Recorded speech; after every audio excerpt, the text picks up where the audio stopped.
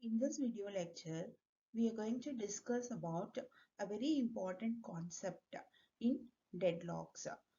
We can also call this as deadlocks characterization. One such characterization is deadlock necessary condition. So there are four necessary conditions available. A deadlock situation can arise if all these four conditions hold simultaneously in a system. So what does it mean? If all those four conditions hold simultaneously in a system, a deadlock situation can arise.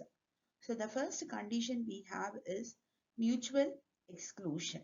The first necessary and sufficient condition for a deadlock to happen is mutual exclusion. So what is mutual exclusion? As we all know, mutual exclusion is only one process at a time can use the resource. That's what you can call it as mutual exclusion. So only one process can able to access the resource at a time. That's what you can call it as mutual exclusion.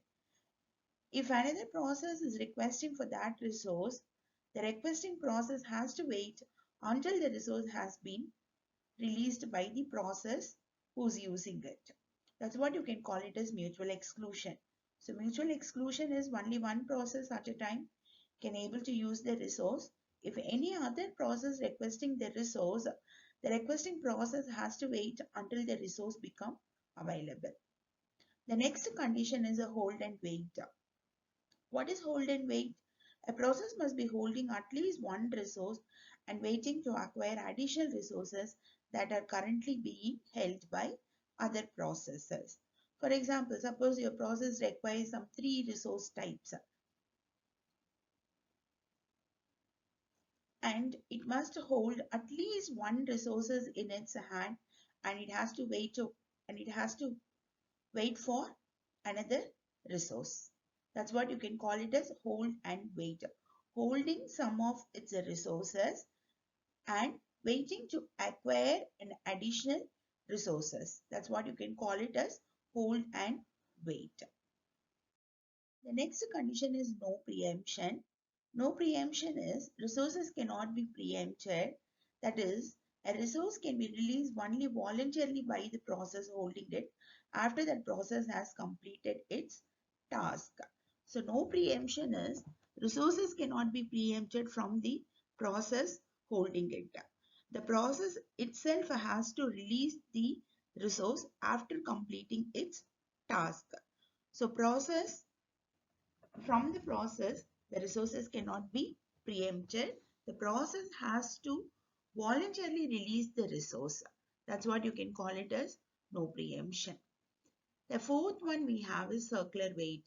So what is circular wait? Suppose you consider there are some end process. There are some set of processes starting from P0 to Pn. And you consider P0 is waiting for a resource which is held by P1, and P1 is waiting for a resource which is held up with the P2, and P2 is waiting for the resource which is held up with the P3, and Pn minus 1 is waiting for a resource which is held by Pn, and Pn is waiting for a resource which is held up with the P0. So here you can see a circular condition. Every process is waiting for the resource which is held up with the every other process. That's what you can call it as circular wait. If all these four conditions simultaneously happening, then the deadlock can arise. So these are the necessary and sufficient condition for a deadlock. Thank you.